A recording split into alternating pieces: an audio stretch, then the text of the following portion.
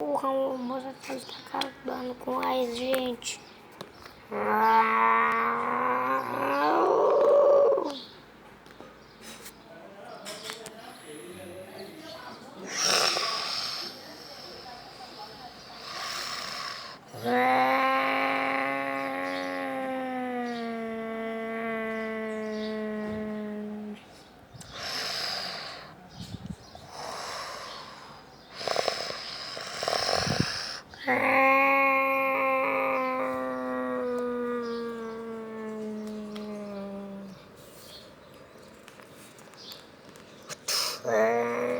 Meu Deus, o filhote de espinossauro.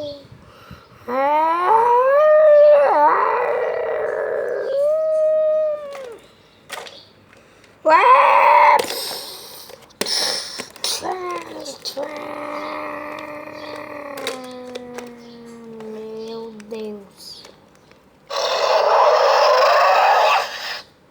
Será que eles vão escapar da ilha no pular?